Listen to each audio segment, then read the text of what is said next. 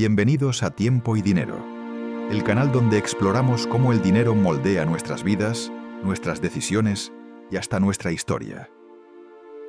Ahora sí, comencemos con el tema de hoy. El aire en Tokio. Aquella mañana de finales de julio tenía una tensión distinta.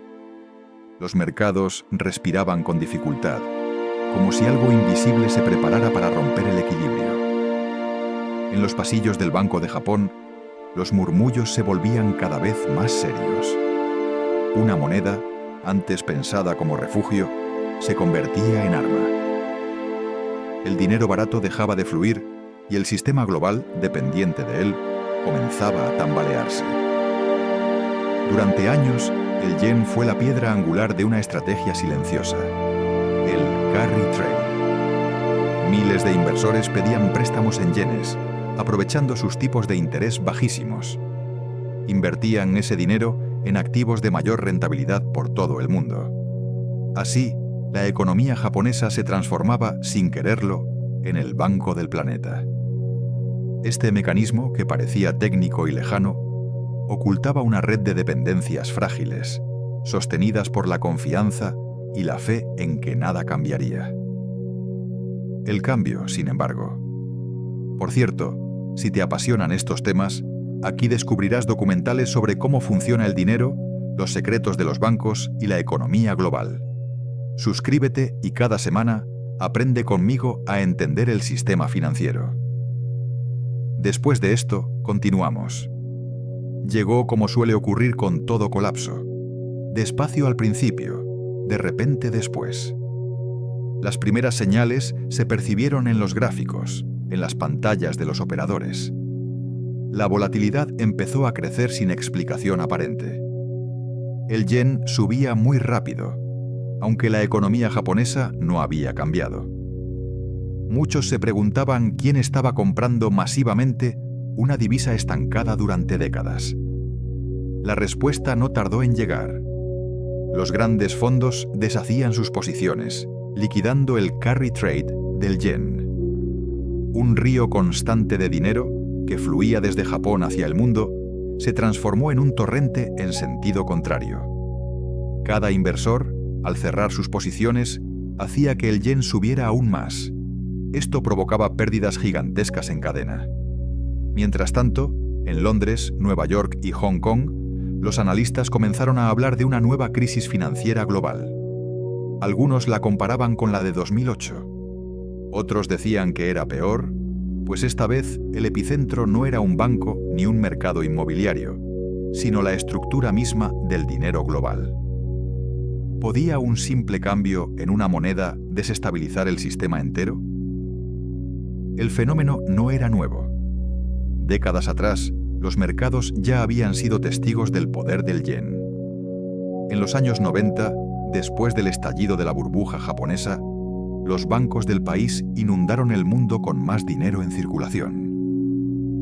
Pero esta vez, la escala era diferente. El mundo entero se había acostumbrado a depender del dinero japonés, y este, de pronto, se estaba retirando. Los efectos se sintieron primero en los mercados emergentes. Países que habían disfrutado de años de crédito barato comenzaron a sufrir salidas masivas de capital. Las monedas locales se desplomaban y las bolsas caían. Los bancos centrales se vieron forzados a subir los tipos para defender sus divisas. Sin embargo, cada subida de tipos representaba un golpe más para sus economías. En cuestión de semanas, el pánico se extendió. Los medios hablaban de una tormenta invisible, una crisis que no se manifestaba en las calles. Sin embargo, sí se percibía en los datos, en las decisiones y en los temblores del sistema financiero. Resultaba difícil explicar al ciudadano común cómo la subida de una moneda a miles de kilómetros afectaba el precio de los alimentos o la hipoteca. El relato oficial era confuso. Algunos economistas señalaban al Banco de Japón, acusándolo de mantener una política de dinero barato por demasiado tiempo. Otros culpaban a los fondos especulativos que habían convertido el yen en su fuente de financiación. La verdad, en el fondo, era más simple y más inquietante. El mundo se había construido sobre una ilusión de estabilidad perpetua. Esta ilusión se había roto. A medida que el yen continuaba fortaleciéndose, los bancos comenzaron a registrar pérdidas ocultas. Grandes corporaciones con deuda en yenes vieron sus balances deteriorarse en cuestión de días. La ola alcanzó también a las criptomonedas, los metales e incluso al mercado inmobiliario. Todo lo que se había inflado con el dinero fácil japonés ahora se desinflaba a una velocidad vertiginosa. En los despachos de los bancos centrales, las reuniones eran continuas. El dilema era intervenir o dejar que el mercado se ajustara por sí solo. Cualquier decisión implicaba un riesgo. Intervenir significaba admitir el fallo del sistema.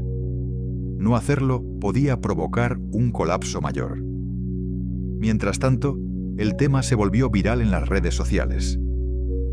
Millones de usuarios compartían gráficos del yen, teorías sobre conspiraciones globales y mensajes de alarma sobre el futuro del dólar. En medio del ruido, una pregunta se repetía. ¿Se estaba presenciando el fin de la era del dinero barato? La historia del carry trade del yen era en el fondo una historia de dependencia. Revelaba cómo las economías más poderosas del planeta se habían vuelto adictas a una fuente de dinero extranjero. Como toda adicción, la abstinencia causaba dolor. En los días siguientes, las portadas de los periódicos hablaban de la gran reversión. Los analistas la comparaban con un terremoto silencioso que movía las placas del sistema financiero mundial. Sin embargo, pocos se atrevían a admitir lo más evidente. Nadie sabía hasta dónde podía llegar el daño. En los mercados, los operadores lo llamaban la venganza del yen. Cada subida de su valor se sentía como un recordatorio de que Japón, pese a décadas de estancamiento, seguía siendo una potencia silenciosa. Su política monetaria y su aparente pasividad habían sido el cimiento de la estabilidad global. Ahora, de forma involuntaria, desmontaba ese mismo equilibrio. El caos también alcanzó a los gobiernos. Algunos exigían coordinación internacional, mientras otros optaron por medidas de emergencia. Los bancos centrales de Asia se vieron forzados a intervenir para evitar una espiral de devaluaciones competitivas. Europa temía una nueva recesión. En Estados Unidos, los mercados de bonos mostraban señales de estrés. Sin embargo, ¿cómo empezó realmente todo? ¿Fue una decisión política, un error técnico o el resultado inevitable de un sistema agotado? En retrospectiva, algunos señalaron el cambio de liderazgo en el Banco de Japón. El nuevo gobernador, presionado por la inflación global y un yen debilitado por demasiado tiempo, decidió modificar su política de control de la curva de rendimientos. Parecía un movimiento pequeño, permitir que los tipos subieran ligeramente, pero los mercados interpretaron ese gesto simbólico como el fin de una era. Lo que siguió fue un efecto dominó. En cuestión de horas, las divisas asiáticas comenzaron a caer. Los bonos globales se desplomaron. El yen se disparó a niveles no vistos en décadas. La marea se había invertido. Mientras tanto, en las calles de Tokio, la vida seguía su curso. Los ciudadanos, ajenos a la magnitud del cambio, veían cómo los precios empezaban a moverse lentamente. Lo que parecía una buena noticia, un yen fuerte que ofrecía más poder adquisitivo, pronto se convirtió en una amenaza para las exportaciones y el delicado equilibrio de la economía japonesa. El gobierno trató de calmar los ánimos, asegurando que la situación estaba bajo control. Pero el mercado no escuchaba. Los algoritmos, los fondos de cobertura y las instituciones seguían un mismo patrón: vender lo que fuera necesario para cubrir pérdidas. Cada movimiento del yen se amplificaba. Cada corrección se convertía en una nueva ola de pánico. El dinero, ese concepto que parece tan sólido, se revelaba como algo volátil, casi psicológico. En este punto surge una pregunta.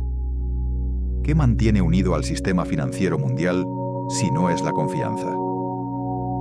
Durante años, las economías habían dependido de estímulos artificiales, de políticas monetarias extremas y de una fe ciega en que los bancos centrales siempre acudirían al rescate. Pero incluso ellos podían perder el control. A medida que avanzaban los días, las bolsas alternaban entre pánicos y breves momentos de euforia. Los titulares hablaban de rebotes técnicos. Sin embargo, la sensación en los pasillos del poder era distinta. Se sabía que el daño estructural ya estaba hecho. Lo más inquietante, sin embargo, no era la caída de los mercados, sino la sensación de vulnerabilidad. Por primera vez en mucho tiempo, el mundo comprendía que el sistema financiero global era un castillo de arena sostenido por expectativas. El yen había recordado a todos una verdad que preferían olvidar. Nada en la economía global es permanente. Todo depende del flujo invisible de la confianza.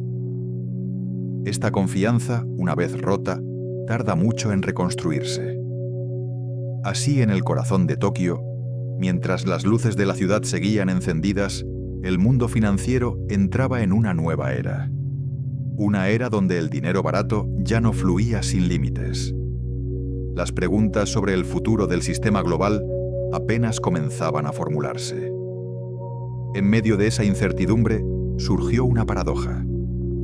Japón, el país que había encendido la mecha, no parecía celebrar la fortaleza de su moneda.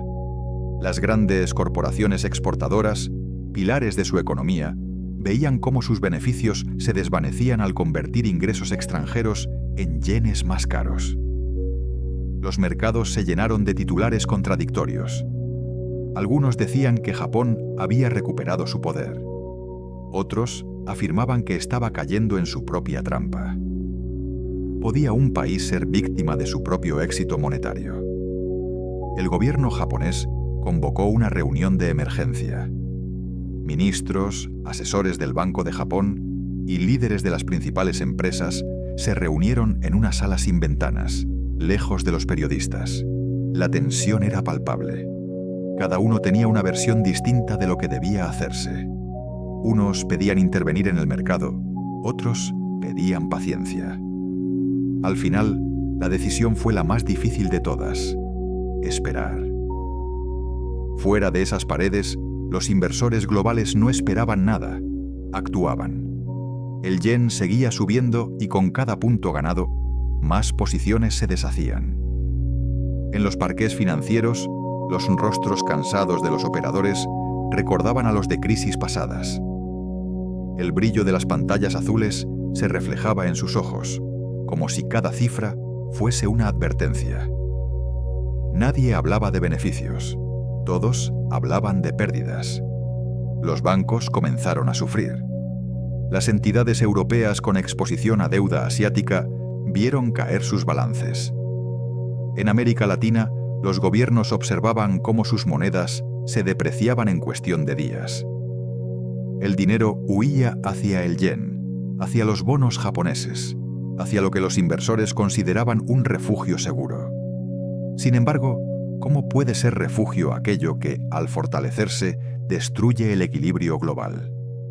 El círculo era perfecto y perverso.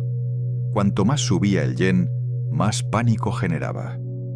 Y cuanto más pánico, más subía el yen. Los mercados habían caído en una trampa de retroalimentación, una espiral sin salida inmediata. En los foros financieros, los analistas debatían sobre la magnitud del daño. Algunos lo llamaban el mayor ajuste de más dinero en circulación del siglo. Otros decían que era el fin del modelo post-crisis, aquel que había permitido al mundo sobrevivir a 2008 gracias al dinero barato. Los bancos centrales habían acostumbrado al planeta a una droga poderosa, la intervención constante. Pero esta vez, esa droga ya no funcionaba. A medida que los días pasaban, los gobiernos trataban de enviar mensajes tranquilizadores. Hablaban de coordinación internacional, de medidas temporales y de ajustes saludables. Pero en las redes la narrativa era otra. Los usuarios hablaban del colapso del sistema, de un cambio de era y de la caída de las potencias tradicionales. Los más conspirativos afirmaban que todo había sido planeado para rediseñar el orden financiero mundial. En un pequeño despacho de Tokio, un economista jubilado escribía en su cuaderno: «El dinero no es más que una promesa colectiva. Cuando esa promesa se rompe, lo único que queda es el miedo». Nadie leyó esas palabras fuera de su círculo, pero resumían el espíritu de aquellos días. La prensa internacional comenzó a buscar culpables. Algunos apuntaban a la Reserva Federal de Estados Unidos, que había mantenido un ritmo de subidas de tipos por demasiado tiempo, sin considerar los efectos globales. Otros señalaban a los especuladores, esos fondos que movían miles de millones en segundos sin entender del todo las consecuencias. Pero también hubo quienes miraron más lejos, hacia las raíces mismas del sistema financiero moderno. Durante décadas, el mundo había vivido bajo la lógica del dólar dominante, del crédito infinito y del crecimiento perpetuo. Pero, ¿qué ocurre cuando el mundo empieza a desconfiar de su propia moneda de reserva? ¿Qué pasa cuando el dinero deja de ser una herramienta y se convierte en una trampa? El yen, fortalecido como nunca, no era símbolo de victoria, sino de desequilibrio. Su ascenso mostraba la fragilidad del orden económico global. Cada punto de apreciación era un síntoma de que el sistema se reajustaba. Los flujos financieros buscaban un nuevo equilibrio. Mientras tanto, en los mercados de materias primas, los precios del petróleo y del oro comenzaron a fluctuar de forma errática. Los inversores no sabían si refugiarse o especular. El miedo se mezclaba con la codicia en una danza caótica. En cada rincón del planeta, desde los despachos de los ministros de finanzas hasta las casas de los pequeños ahorristas, la sensación era la misma. Algo fundamental estaba cambiando. En América, los titulares hablaban de crisis importada. En Europa, de ajuste monetario inevitable. En Asia, de venganza del yen. Pero detrás de esas etiquetas se escondía una verdad más profunda. El mundo estaba pagando el precio de haber vivido demasiado tiempo por encima de sus posibilidades financieras. Y entonces surgió otra pregunta. ¿Era esto el final o el principio de algo nuevo? La historia del dinero siempre ha sido cíclica. Cada era de abundancia es seguida por una de corrección. Pero lo particular de esta crisis era su naturaleza invisible. No había bancos cerrando sus puertas ni colas en los cajeros automáticos, al menos todavía. Era un colapso que se vivía en los datos, en los balances, en la volatilidad. Una tormenta silenciosa. En los noticieros, los expertos intentaban explicarlo en términos simples. Cuando el yen sube, los demás caen. Cuando los inversores pierden confianza, el dinero se mueve en masa hacia lo seguro. Sin embargo, el público no entendía por qué algo tan lejano podía afectar sus vidas tan directamente. En los días posteriores, las principales economías comenzaron a tomar medidas. El Banco Central Europeo, la Reserva Federal y el propio Banco de Japón emitieron comunicados conjuntos. Decían estar coordinados y preparados para actuar en caso de disfunción de los mercados. Eran palabras elegantes para decir que el sistema temblaba. En paralelo, los grandes fondos comenzaron a ajustar sus estrategias. Muchos empezaron a buscar alternativas fuera del sistema bancario tradicional. Las criptomonedas volvieron a ocupar titulares, presentadas por algunos como refugio frente a la inestabilidad monetaria. Pero su volatilidad no tardó en demostrar que también eran parte del mismo juego especulativo que se derrumbaba. El impacto no fue solo financiero. Las empresas que dependían del crédito barato empezaron a sufrir. Proyectos tecnológicos, startups y constructoras, todas aquellas que habían crecido gracias al dinero fácil, vieron cómo el financiamiento se evaporaba. En cuestión de semanas, miles de despidos comenzaron a anunciarse en los portales de empleo. La economía real, esa que parecía inmune a los vaivenes de los mercados, empezaba a sentir el golpe. Y entonces, una vez más, la pregunta surgió en los medios: ¿cómo se llegó hasta aquí? Para responderla era necesario retroceder. Décadas atrás, Japón había intentado reactivar su economía tras la gran burbuja de los años 90. Con tipos de interés cercanos a cero y programas de estímulo masivo, buscó incentivar el consumo y el crédito. Pero el resultado fue diferente al esperado. En lugar de un auge interno, el dinero japonés se fue al extranjero. Los inversores globales vieron en él una fuente inagotable de financiación barata. Así nació el Yen Carry Trade. Durante años, ese mecanismo funcionó como un motor silencioso del crecimiento mundial. Permitía a los países endeudarse a bajo coste, a las empresas expandirse y a los mercados inflarse. Pero todo sistema que depende de una única fuente termina siendo rehén de ella.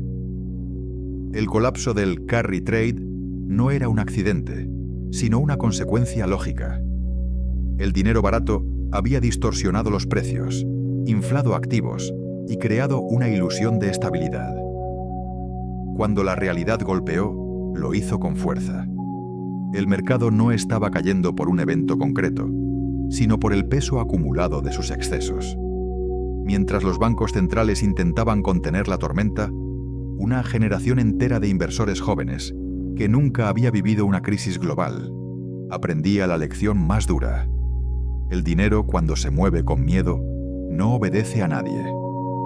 Tokio se convirtió en el centro de todas las miradas. Cada palabra del gobernador del Banco de Japón se analizaba al detalle, cada gesto se interpretaba como señal. Las ruedas de prensa se llenaban de periodistas ansiosos, buscando en cada frase una pista sobre el futuro. Pero el lenguaje era cuidadosamente ambiguo. Nadie quería ser el responsable de un nuevo temblor en los mercados. Aún así, la sensación de fragilidad persistía.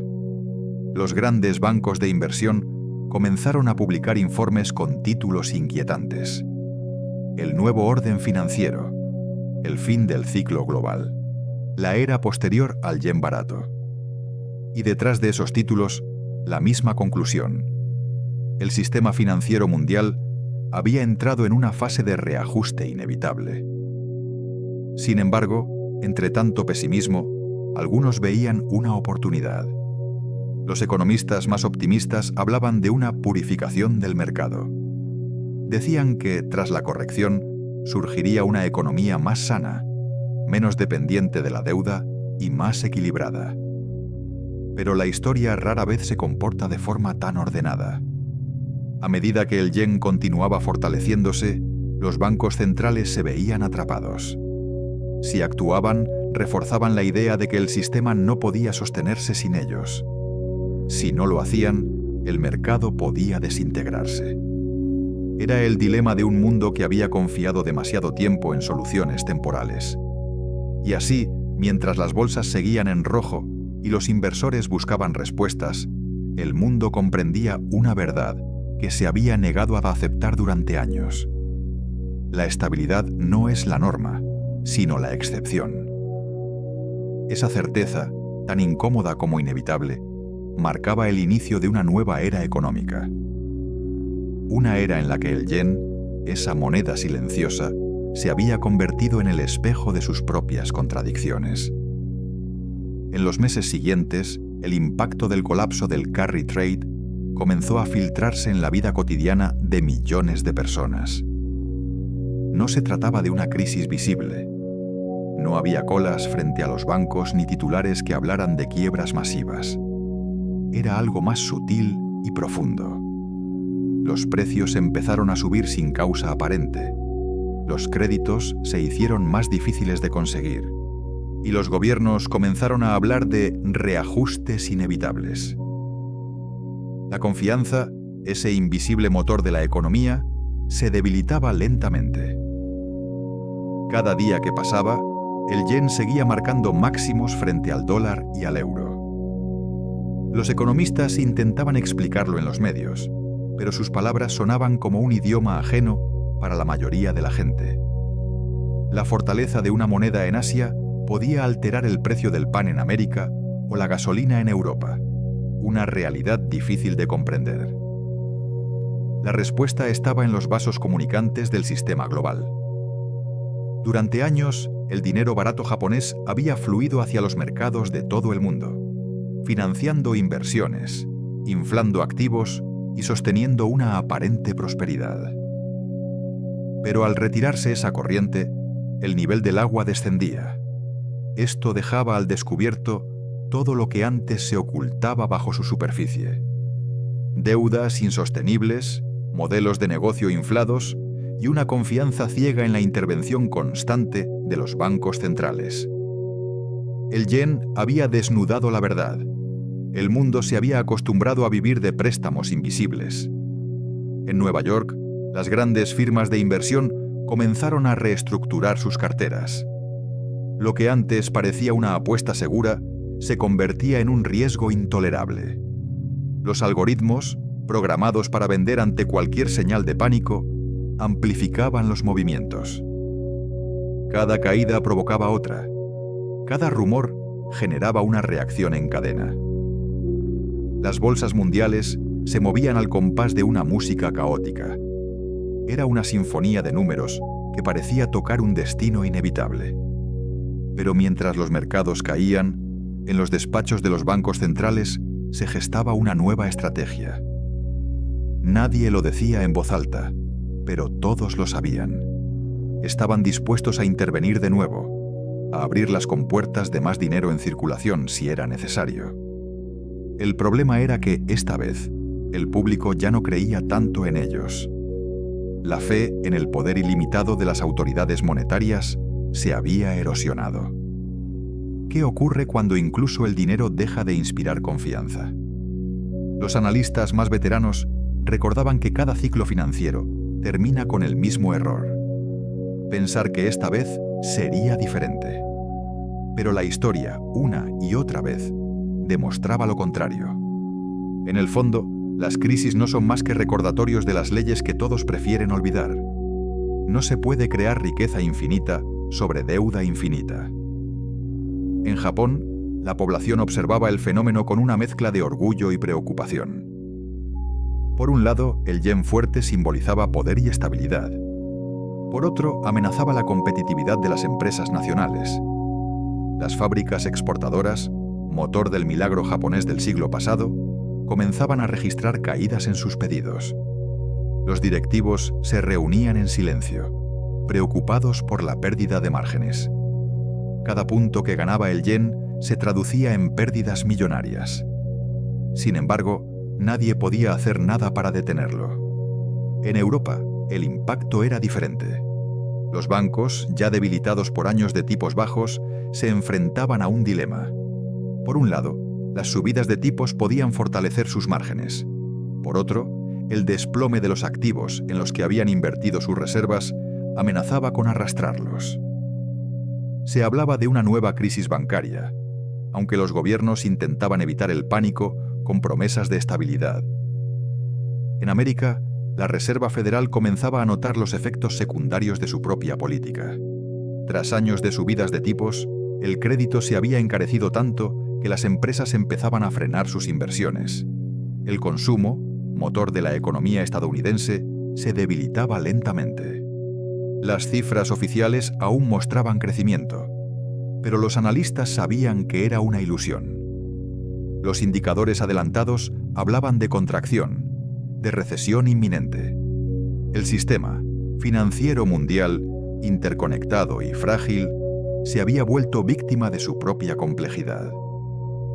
Una decisión en Tokio provocaba una ola en Londres, que terminaba como un tsunami en Sao Paulo.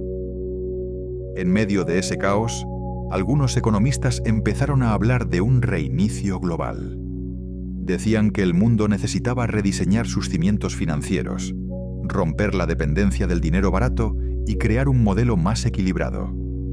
Pero, ¿cómo reiniciar un sistema en el que cada país teme moverse primero? Las potencias discutían entre sí. Estados Unidos acusaba a Japón de haber desatado el caos con su cambio de política. Japón respondía que solo estaba corrigiendo una distorsión que el resto del mundo había aprovechado durante años. Europa pedía cooperación, pero apenas lograba mantener su propia estabilidad interna. Y en medio de esa disputa, los mercados seguían marcando el pulso de la historia. A medida que el yen seguía fortaleciéndose, los analistas comenzaron a buscar explicaciones más profundas. Algunos decían que el colapso no era solo financiero, sino también psicológico. El mundo había perdido la fe en el futuro del crecimiento ilimitado. El dinero, en su forma actual, ya no servía para representar valor real, sino solo para sostener expectativas. Otros, más escépticos, creían que era simplemente otro ciclo, una tormenta más en la historia del capitalismo global. Pero incluso ellos admitían que esta crisis tenía un matiz diferente. Nunca antes el epicentro de un terremoto económico había sido una política monetaria tan aparentemente inocua. Nunca antes una pequeña corrección de rendimientos había desatado un efecto dominó tan grande. Y entonces, en medio de la confusión, surgió un nuevo temor. Si el yen podía provocar semejante sacudida, ¿qué pasaría si China decidiera mover su moneda? El renminbi, que hasta entonces se mantenía estable, se convirtió en el siguiente foco de atención. Los analistas temían que Pekín respondiera a la fortaleza del yen con una devaluación estratégica para mantener su competitividad.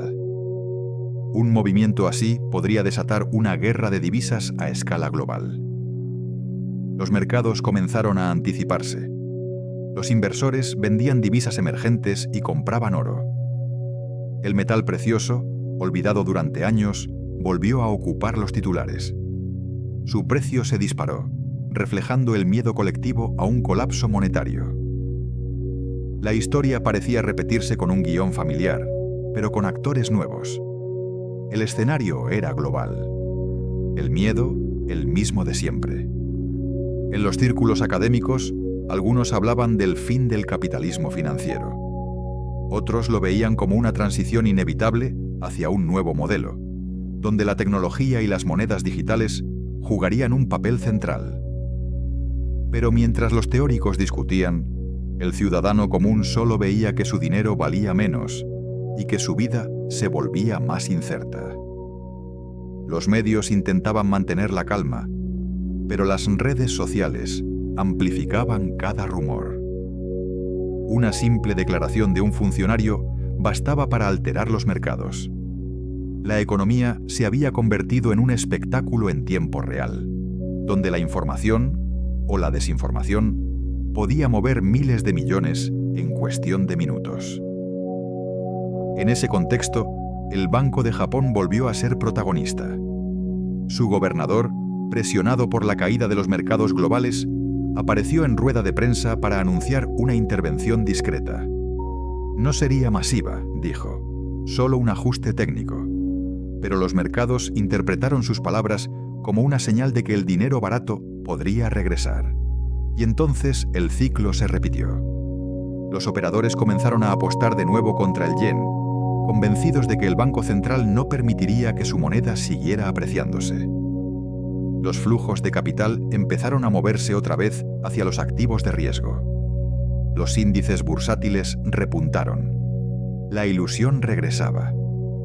Pero bajo esa aparente calma, la fragilidad persistía. La verdadera pregunta seguía sin respuesta. ¿Cuánto tiempo puede sostenerse un sistema que necesita estímulos constantes para sobrevivir? La humanidad parecía atrapada en una rueda que giraba sin fin.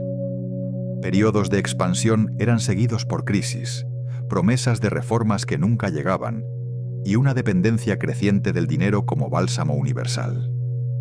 Así, mientras las pantallas de los mercados volvían a teñirse de verde, los mismos errores se repetían con nuevos nombres. El yen, ese símbolo silencioso, observaba desde las sombras cómo el mundo intentaba volver a la normalidad sin entender del todo qué había ocurrido. El colapso del carry trade había sido mucho más que un fenómeno financiero. había sido un espejo que mostraba la adicción global al dinero fácil. También revelaba la ilusión del crecimiento perpetuo y la idea de que la prosperidad puede sostenerse sin equilibrio. Como todo espejo, devolvía una imagen incómoda, la de un sistema que, aun sabiendo sus defectos, prefería ignorarlos antes que enfrentarlos. Mientras el mundo intentaba convencerse de que la tormenta había pasado, las grietas seguían ensanchándose bajo la superficie. En los informes financieros, los números volvían a estabilizarse. Los índices recuperaban parte del terreno perdido y las palabras rebote técnico se repetían en cada canal de noticias. Pero había algo distinto en el aire. Una desconfianza silenciosa, una conciencia nueva de que el sistema podía romperse en cualquier momento. En Tokio, el Banco de Japón se convirtió en el epicentro de la mirada global. Las cámaras seguían cada movimiento de su gobernador, cada frase que pronunciaba. Lo que antes era una institución técnica y discreta, ahora era tratado como un actor político mundial. Cada decisión de política monetaria generaba titulares, cada palabra movía mercados. Sin embargo, detrás de los gestos calculados y el lenguaje prudente, se ocultaba una realidad innegable. Japón ya no controlaba del todo la situación. El yen se había convertido en una criatura autónoma, una fuerza que respondía más a la psicología global que a las decisiones nacionales. La divisa japonesa era ahora el termómetro de la ansiedad financiera planetaria. Si subía demasiado rápido, el mundo temblaba. Si bajaba, el alivio era breve y superficial. Mientras tanto, en los corredores de Wall Street, los economistas empezaron a notar algo más preocupante. La correlación entre los mercados había aumentado de forma extrema. Lo que antes se movía por causas distintas, ahora lo hacía al unísono. Bolsas, bonos, materias primas, criptomonedas. Todo parecía respirar el mismo aire y sufrir los mismos espasmos. Era como si el sistema entero se hubiera convertido en un solo organismo, vulnerable a cualquier estímulo. Algunos veteranos de las finanzas lo describieron con una metáfora simple. Se han conectado todos los circuitos y ahora, cuando uno se quema, el fuego se extiende a toda la red. La interdependencia global, que durante décadas había sido vista como una fortaleza, se revelaba ahora como una debilidad estructural. En el centro de esa red, como un nudo invisible, estaba el yen. Los economistas más jóvenes, criados en la era del crecimiento perpetuo, comenzaron a cuestionarse los fundamentos que les habían enseñado. ¿Y si el dinero ya no era una herramienta neutral, sino una forma de poder? ¿Y si los mercados no respondían a la lógica, sino a la emoción colectiva de quienes los manejaban? Las universidades empezaron a organizar debates abiertos. En las aulas, los estudiantes de economía se enfrentaban a una verdad incómoda. La teoría no siempre explica la realidad. Los manuales hablaban de equilibrios, de eficiencia, de racionalidad, pero lo que se veía en los mercados era pura psicología de masas. Miedo, esperanza, pánico, euforia, todo menos racionalidad. En las calles, sin embargo, esas discusiones parecían lejanas. La gente veía precios más altos, empleos más inestables y gobiernos que prometían soluciones que no llegaban. La inflación, que había sido un problema dormido durante años, despertaba con fuerza. Los alimentos subían, la energía también, y los salarios no acompañaban. La paradoja era evidente. El yen fuerte, que debía abaratar las importaciones, no bastaba para compensar la desorganización del comercio global. Los barcos tardaban más en llegar, los costos logísticos aumentaban y la incertidumbre empujaba a las empresas a subir precios preventivamente. El sistema parecía atrapado en una contradicción perpetua. Cada solución creaba un nuevo problema. Cada intento de estabilizar generaba más volatilidad. En este contexto, surgieron voces que proponían algo radical: replantear el papel mismo del dinero. Algunos economistas hablaban de monedas digitales de bancos centrales, controladas directamente por el Estado. Otros defendían un retorno parcial al oro o a 1800, algún tipo de respaldo tangible. Pero las potencias no se ponían de acuerdo. Detrás de cada modelo había intereses, estrategias y miedos diferentes. China observaba con atención. Su gobierno, que llevaba años planeando una internacionalización gradual del renminbi, veía en el caos global una oportunidad. Si el mundo perdía confianza en el yen y en el dólar, ¿podría su moneda ocupar ese espacio?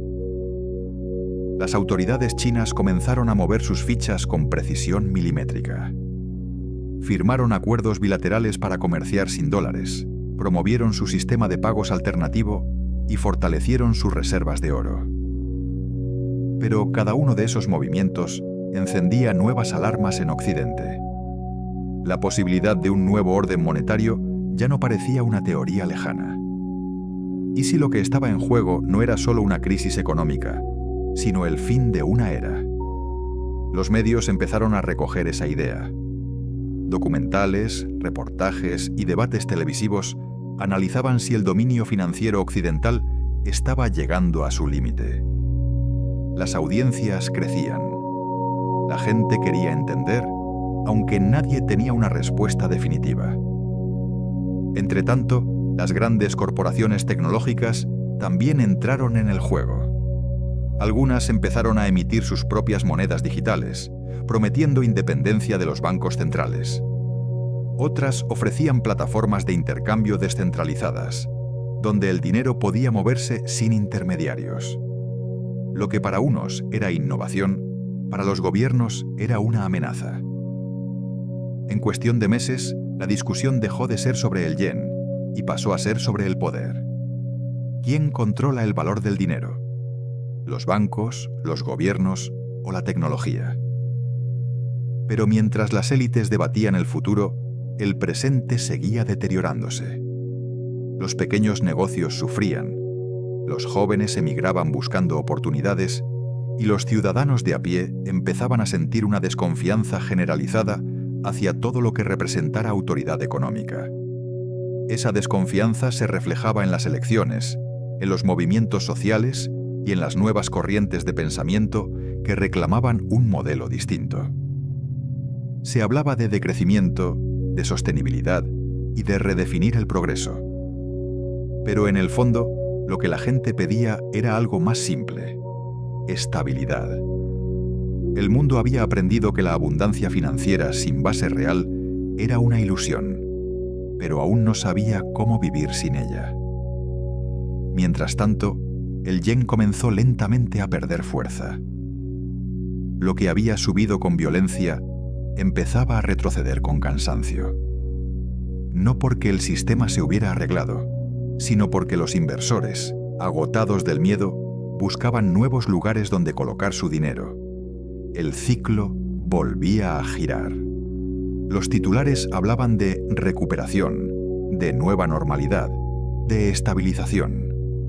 Pero detrás de esas palabras se escondía un hecho simple. Nada había cambiado realmente. El mundo seguía dependiendo del mismo sistema de crédito, de las mismas promesas, de la misma F. En una conferencia en Londres, un veterano economista lo resumió con una frase que se hizo viral. El dinero moderno no tiene raíces. Flota sobre las expectativas humanas. Cuando esas expectativas cambian, el dinero desaparece. Sus palabras resonaron en todas partes, porque capturaban algo que todos sentían pero pocos sabían expresar. En Tokio, el Banco de Japón publicó un informe extenso sobre las lecciones aprendidas. Reconocía que el carry trade había amplificado los desequilibrios globales. La dependencia mundial de su política monetaria había llegado demasiado lejos. Pero al mismo tiempo, el informe admitía una paradoja. Japón, con su economía envejecida y su bajo consumo interno, había tenido pocas alternativas. El mundo, de forma involuntaria, había construido su estabilidad sobre los hombros de un país que llevaba décadas luchando por mantener la suya propia. Así, cuando el yen cayó de nuevo a niveles previos al colapso, la mayoría respiró aliviada. Las bolsas se recuperaron, las monedas emergentes repuntaron y los titulares comenzaron a hablar de fin de la crisis.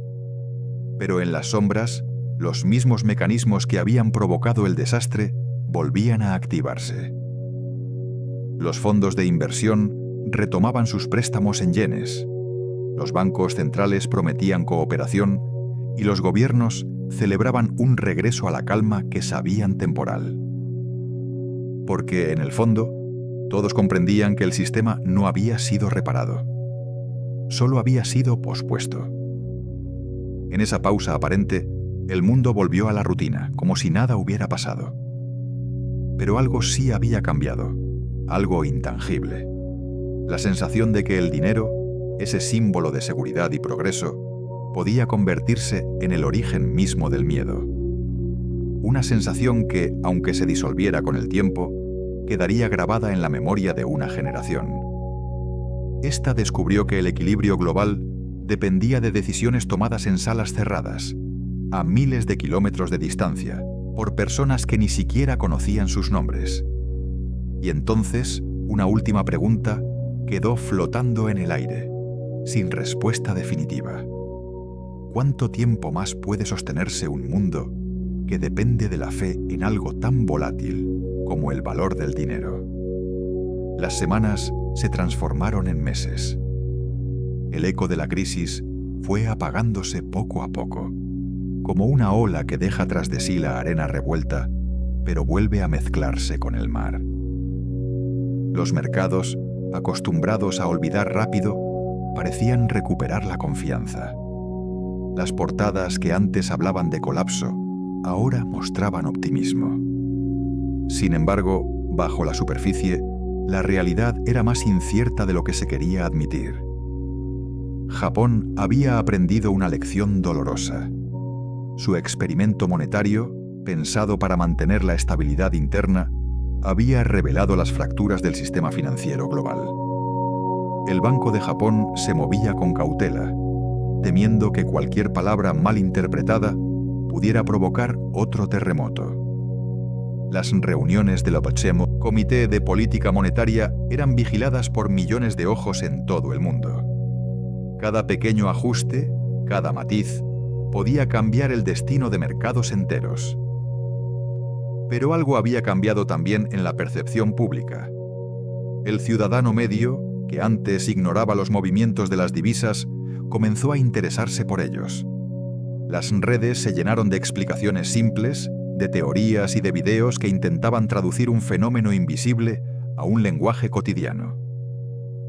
El dinero, ese concepto que siempre parecía abstracto, se había vuelto protagonista.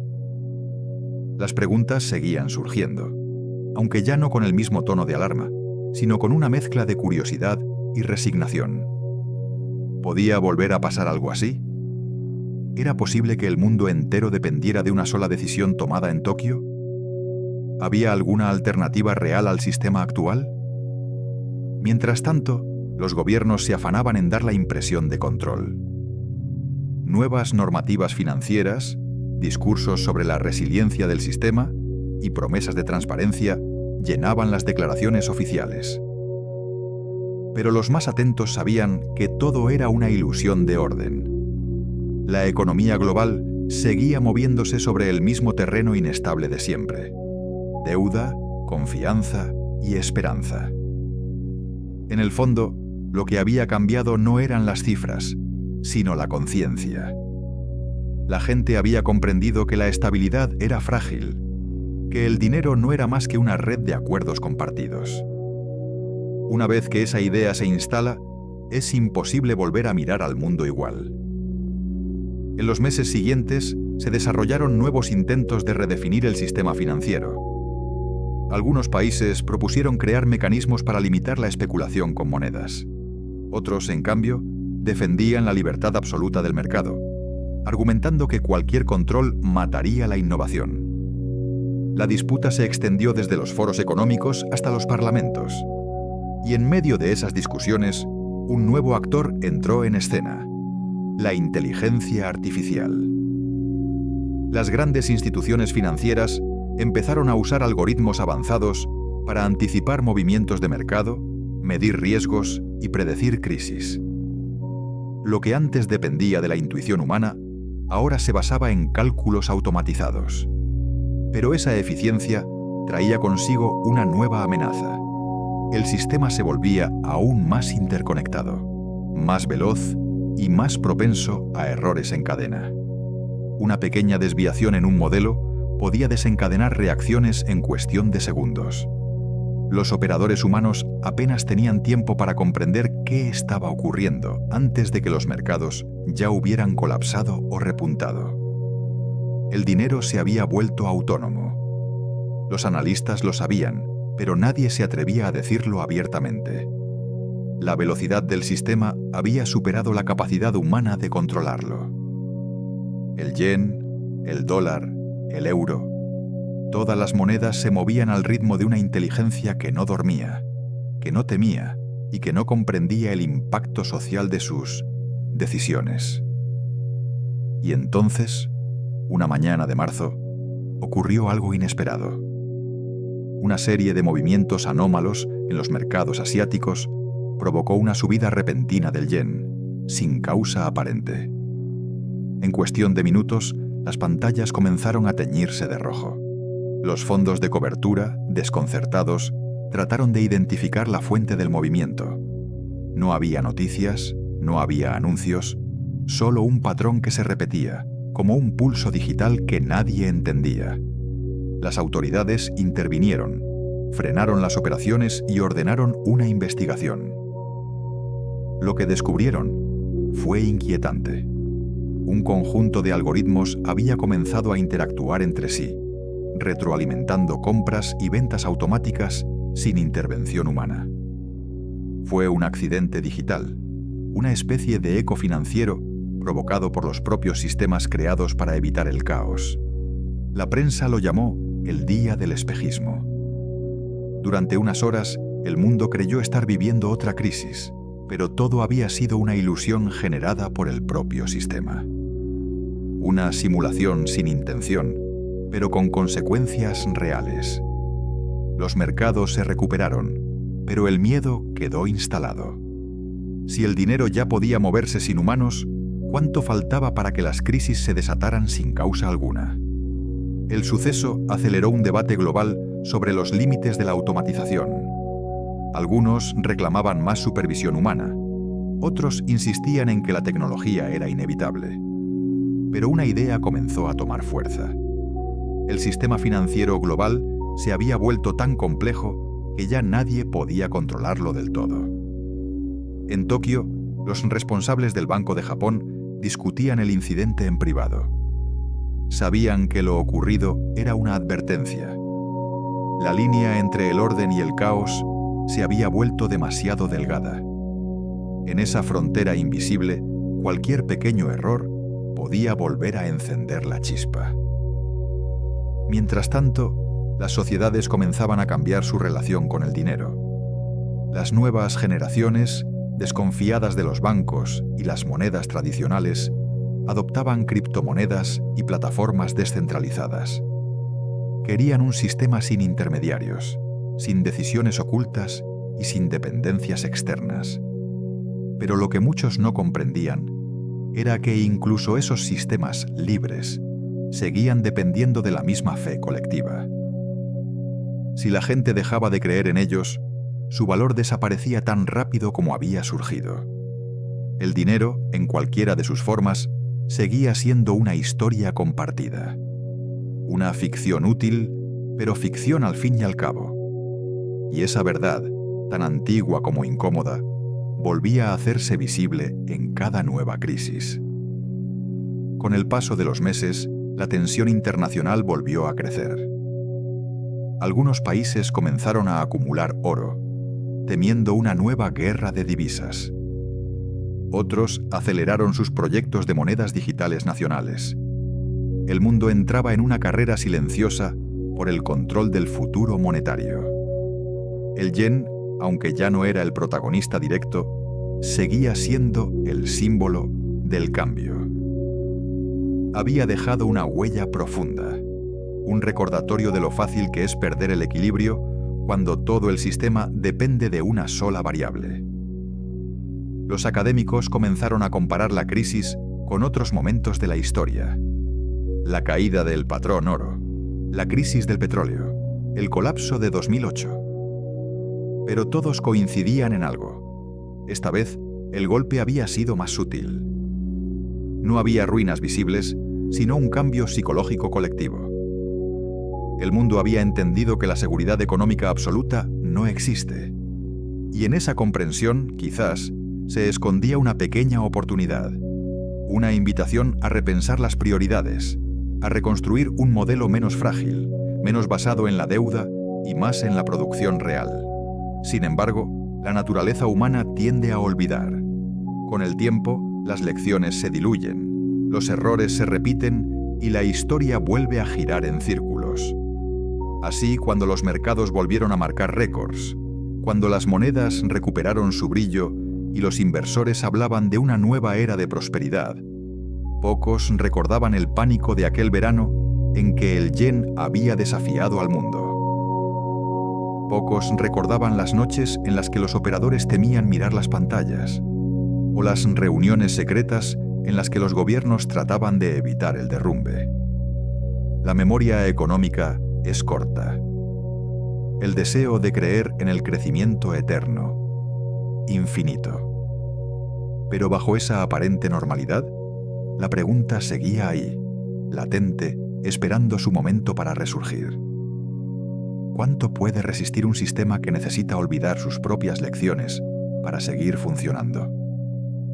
Y quizás cuando el próximo ciclo llegue, cuando una nueva chispa encienda otra crisis invisible, esa pregunta vuelva a escucharse en los despachos, en las calles y en las pantallas del mundo entero. Porque al final, el dinero no es solo una herramienta ni un número en. Por cierto, si te interesa seguir entendiendo cómo el dinero ha moldeado nuestro mundo, en este canal cada semana te esperan explicaciones claras y fascinantes sobre el dinero. Desde cómo los bancos crean riqueza hasta cómo los gobiernos manipulan las finanzas. Aquí aprenderás a entender mejor la economía, despertarás tu curiosidad y cambiarás tu forma de ver el mundo financiero. Todo esto lo encontrarás aquí. Solo tienes que suscribirte. Volvamos al tema. Una cuenta es un reflejo del alma colectiva, del miedo y la esperanza que mueven a la humanidad. Y mientras esas emociones existan, las crisis también seguirán volviendo, disfrazadas de novedad, pero hechas de los mismos errores de siempre. El tiempo pasó, y con él llegó una aparente calma.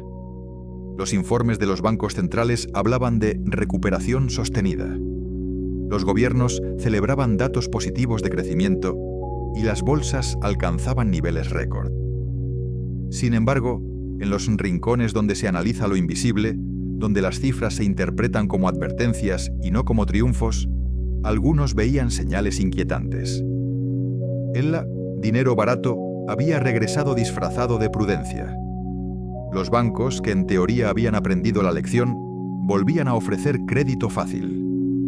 Los inversores, atraídos por los bajos tipos, retomaban las mismas estrategias que años atrás habían sembrado la semilla del colapso. Los flujos en yenes, silenciosos pero constantes, comenzaban otra vez a salir de Japón. El ciclo se reiniciaba, con un aire de inevitabilidad. Las crisis financieras, como las mareas, parecen tener su propio pulso. Se alejan, se olvidan, y cuando todos miran hacia otro lado, regresan. Pero esta vez, algo era diferente. Las nuevas generaciones, nacidas después de las grandes crisis del pasado, veían el dinero con otra mirada. Para ellos, el sistema tradicional era algo ajeno, anticuado, casi obsoleto. Los jóvenes crecían en un mundo donde el dinero ya no se tocaba. Se veía en pantallas, se movía en aplicaciones, se medía en símbolos digitales. Las fronteras entre lo real y lo virtual se desdibujaban. ¿Qué diferencia había entre un yen físico y un token digital si ambos dependían de la misma confianza? El cambio cultural fue silencioso, pero profundo. Las nuevas generaciones no creían en la estabilidad, sino en la adaptación. No confiaban en las instituciones, sino en la tecnología. No esperaban que los gobiernos los protegieran, sino que los algoritmos les ofrecieran seguridad. En ese contexto, el yen dejó de ser solo una moneda para convertirse en un símbolo. Representaba el viejo mundo, el del orden centralizado, de las decisiones tomadas en despachos, del control jerárquico sobre el dinero. Frente a él, se levantaban las nuevas monedas digitales, descentralizadas y volátiles, pero libres. Japón observaba con mezcla de fascinación y temor. El país que había sostenido la economía mundial durante décadas, con su política monetaria ultraexpansiva, ahora veía cómo su propia influencia se desvanecía en un mar de sistemas alternativos. Los bancos centrales, presionados por esta nueva era, comenzaron a experimentar con sus propias versiones digitales del dinero. No querían perder el control, pero tampoco podían ignorar la realidad.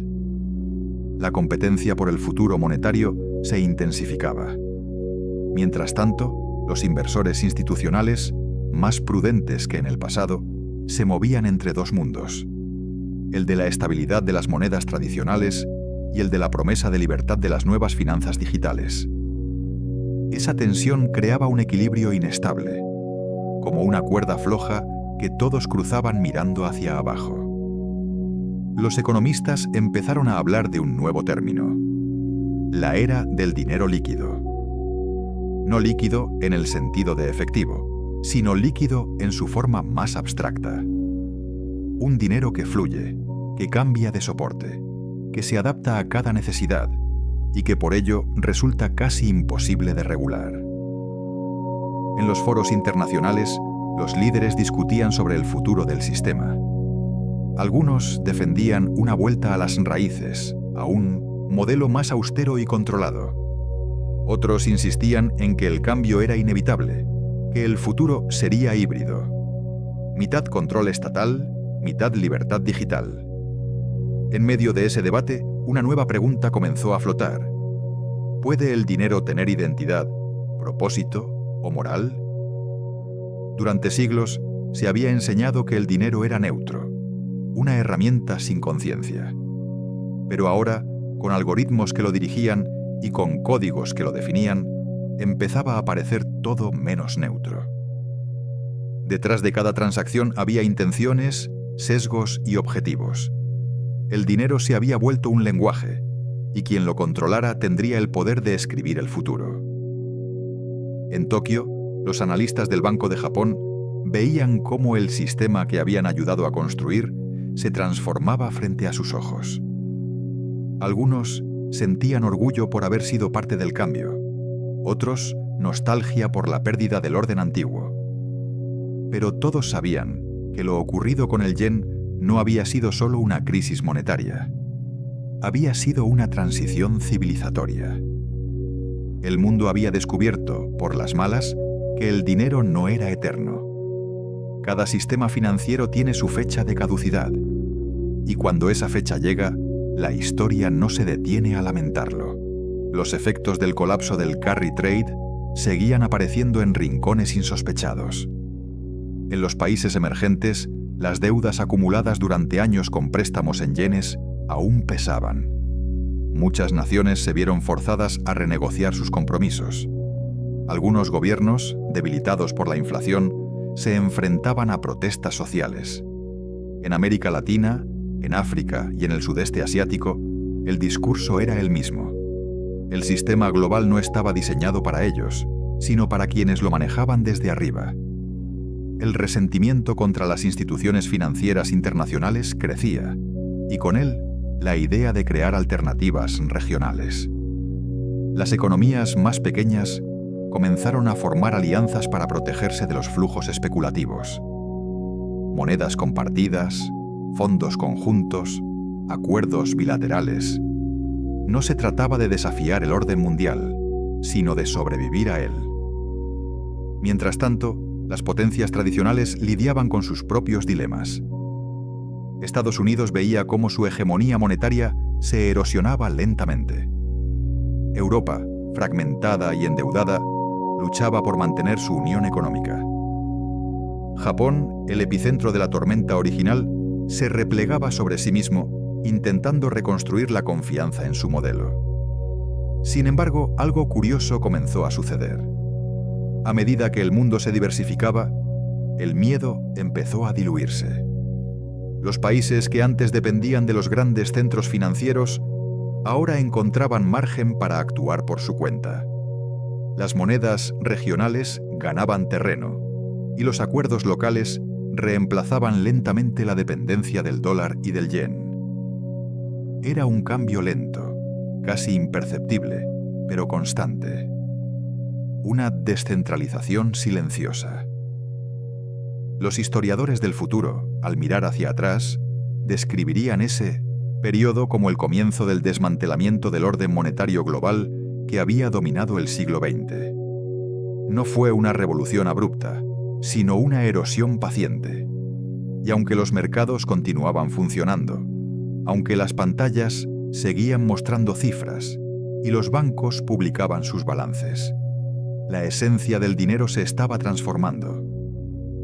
En los cafés, en las universidades, en las conversaciones cotidianas, la gente hablaba de temas que antes eran exclusivos de los economistas. El valor, la confianza, el sistema. Se debatía no solo cuánto valía algo, sino por qué debía valerlo. La economía, durante siglos vista como una ciencia fría, se había convertido en una conversación moral. En este nuevo mundo, el yen conservaba un papel ambiguo.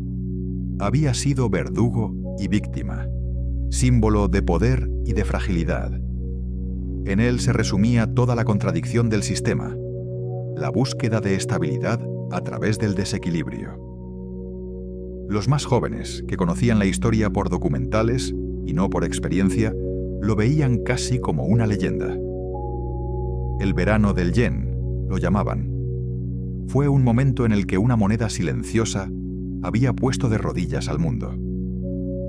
Pero los veteranos, los que habían vivido cada minuto de la crisis, sabían que no se trataba de una leyenda, sino de un recordatorio. Era una advertencia de que el dinero, en su forma más pura, es una fuerza que se rige por leyes distintas a las humanas. No obedece al poder ni a la lógica, obedece al miedo y al deseo. Y mientras esas dos fuerzas existan, ninguna economía podrá considerarse realmente estable. Así, con los años, la historia del yen pasó de los titulares a los libros, de los libros a las aulas y de las aulas a la memoria colectiva. Se hablaba de ella como se habla de un terremoto, con respeto, con distancia, con la esperanza de que no vuelva y con la certeza de que algún día volverá. Porque las crisis, como los movimientos sísmicos, no se extinguen. Solo esperan el momento adecuado para recordar que nada, ni siquiera el dinero, está realmente bajo control. Con el paso del tiempo, lo que alguna vez fue una crisis de divisas terminó convertida en una huella indeleble en la memoria colectiva. Las generaciones que habían vivido aquellos días recordaban el sonido de la incertidumbre, el temblor silencioso de los mercados y el rumor de que algo inasible y gigantesco estaba cambiando. Y aunque la superficie de la economía mundial volvió a mostrarse estable, bajo ella persistía una desconfianza profunda, como una corriente subterránea imposible de detener. Sin embargo, el aprendizaje fue incompleto. El ser humano, fiel a su naturaleza, tendía a olvidar. Las nuevas generaciones crecían con la convicción de que los algoritmos evitarían futuros colapsos, de que la tecnología haría imposible un error tan masivo. Se hablaba de inteligencia financiera, de automatización perfecta y de una economía sin sobresaltos. Pero la historia, paciente y cíclica, esperaba su oportunidad para recordar lo contrario. En Tokio, un nuevo gobernador del Banco de Japón asumió el cargo con una mezcla de prudencia y ambición. Era parte de una generación diferente. Había vivido el colapso del yen siendo joven. Lo recordaba no como una tragedia, sino como una advertencia. Su meta no era repetir los excesos del pasado, sino construir un modelo económico más estable, aunque eso implicara renunciar al crecimiento rápido. Sus discursos eran sobrios, casi filosóficos. Repetía una idea que resonó con fuerza dentro y fuera de Japón. El dinero es como el agua. Si lo detienes, se estanca. Si lo dejas fluir sin cauce, destruye todo a su paso. Nuestro deber no es controlarlo, sino guiarlo. Esa visión influyó en una nueva ola de pensamiento económico. Se empezó a hablar de finanzas lentas, un modelo que priorizaba la estabilidad sobre la rentabilidad, la sostenibilidad sobre la velocidad. Al principio fue recibido con escepticismo. En un mundo acostumbrado a medir el éxito por el crecimiento trimestral, la idea de avanzar despacio sonaba a derrota. Pero con el tiempo, esa filosofía empezó a ganar adeptos. Algunos países comenzaron a imitar la estrategia japonesa. Limitar la especulación, fomentar el ahorro interno y reducir la dependencia del crédito. No se trataba de frenar el progreso, sino de darle una base más sólida. Las crisis recientes habían demostrado que el crecimiento rápido, cuando no se sostenía en fundamentos reales, era solo una forma sofisticada de autoengaño. Mientras tanto, en los mercados globales, los algoritmos seguían gobernando el flujo del dinero. La velocidad de las transacciones era tan alta que ningún ser humano podía seguirla en tiempo real. Los analistas no hablaban ya de segundos, sino de microsegundos. Las bolsas eran ahora redes de impulsos eléctricos donde la emoción humana había sido sustituida por la precisión del cálculo. Y sin embargo, incluso en ese nuevo entorno, las viejas emociones seguían presentes. El miedo y la codicia se habían trasladado al código. Los algoritmos, diseñados para anticipar los movimientos humanos, comenzaron a reproducir sus mismos errores. Compras masivas cuando el optimismo dominaba, ventas abruptas cuando el pánico asomaba. La tecnología, en lugar de eliminar el caos, lo había acelerado. Un economista japonés escribió en un artículo que se hizo célebre: no fue el yen el que colapsó, fue la ilusión de que el ser humano podía programar la naturaleza del deseo. Ese pensamiento se expandió como una chispa. Los académicos comenzaron a mirar el sistema financiero no solo como una estructura económica, sino como un fenómeno cultural. Descubrieron que las crisis seguían un patrón similar al de las historias humanas. Comienzan con esperanza, crecen con ambición, estallan con soberbia y se apagan con remordimiento. Las comparaciones entre los ciclos financieros y las tragedias clásicas se volvieron comunes. El yen, en ese sentido, ocupaba el lugar del héroe trágico, poderoso, necesario, pero condenado por sus propias virtudes. Mientras tanto, Japón vivía un periodo de introspección. El país, que durante décadas había sostenido la economía mundial con su política de tipos bajos, ahora apostaba por una estabilidad interna que parecía casi contemplativa. Las calles de Tokio, siempre ordenadas, reflejaban ese mismo espíritu. Había una calma que no era resignación, sino madurez. En el resto del mundo, sin embargo, la calma era superficial. Las nuevas potencias emergentes competían por el control de los recursos. Las monedas digitales se expandían sin regulación y los mercados de deuda volvían a inflarse. Los analistas advertían que los mismos errores del pasado se estaban repitiendo con otro disfraz. Y entonces un nuevo fenómeno comenzó a tomar forma. No era una crisis tradicional, sino un colapso de confianza en la idea misma del valor. Las personas, cansadas de las fluctuaciones, comenzaron a desconectarse del sistema financiero. Preferían invertir en cosas tangibles: tierras, energía, arte, conocimiento. La acumulación de dinero dejó de ser el objetivo central. Las encuestas revelaban que cada vez más gente medía su bienestar no por su riqueza, sino por su independencia. El mundo, lentamente, empezaba a redefinir lo que significaba ser rico. Japón observaba ese cambio con cierta satisfacción. Durante décadas había sido criticado por su aparente inmovilidad económica, por su crecimiento lento y por su falta de ambición expansiva. Pero en este nuevo contexto, su modelo se veía como un ejemplo de equilibrio. El país que había provocado una crisis global con un movimiento monetario, ahora ofrecía una respuesta: vivir con menos velocidad y más propósito. El yen, que alguna vez fue símbolo de especulación, se transformó en emblema de sobriedad. Los japoneses lo adoptaron como un recordatorio de su capacidad para resistir, para adaptarse y para renacer sin necesidad de conquistar. En un documental emitido en todo el mundo, un periodista resumía aquella transformación con una frase sencilla: el yen no derrumbó al mundo, le enseñó a mirar su reflejo. Años después, los economistas seguirían estudiando los efectos del colapso, buscando causas exactas, ecuaciones perfectas, teorías universales. Pero el tiempo había demostrado que la economía no era una ciencia de certezas, sino un relato de comportamientos humanos. Y quizá, en esa comprensión, se encontraba la verdadera lección del yen. No se trataba de entender por qué había subido o caído, sino de aceptar que el dinero, en su esencia, es un reflejo del alma colectiva. Cuando el miedo domina, todo se congela. Cuando la codicia se impone, todo se infla. Y cuando ambas se encuentran, nace la tormenta.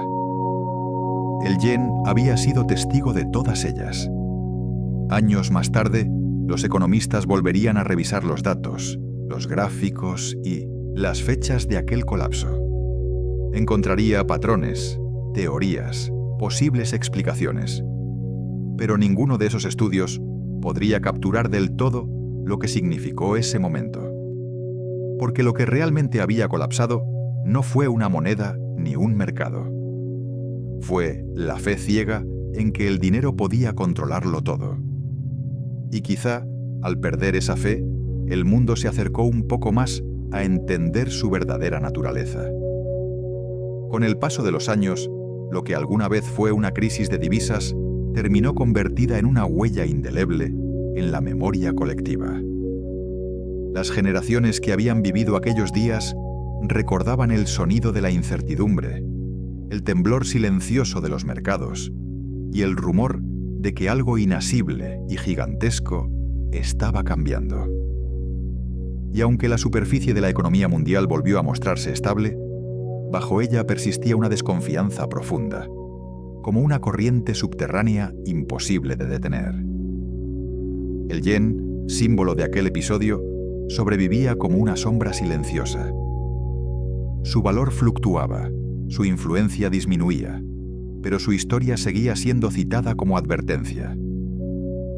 En los foros internacionales, los expertos se referían a el verano del yen como el instante en que el mundo entendió que ninguna economía era una isla y que el dinero, ese tejido invisible que une naciones, podía romperse sin previo aviso. Sin embargo, el aprendizaje fue incompleto. El ser humano, fiel a su naturaleza, tendía a olvidar.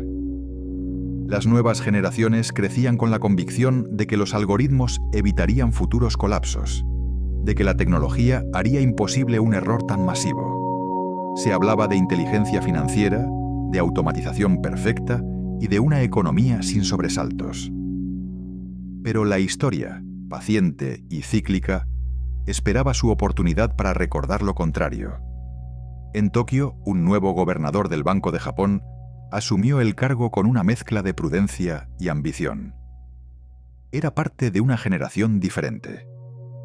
Había vivido el colapso del yen siendo joven. Lo recordaba no como una tragedia, sino como una advertencia. Su meta no era repetir los excesos del pasado, sino construir un modelo económico más estable, aunque eso implicara renunciar al crecimiento rápido. Sus discursos eran sobrios, casi filosóficos. Repetía una idea que resonó con fuerza dentro y fuera de Japón. El dinero es como el agua. Si lo detienes, se estanca. Si lo dejas fluir sin cauce, destruye todo a su paso. Nuestro deber no es controlarlo, sino guiarlo.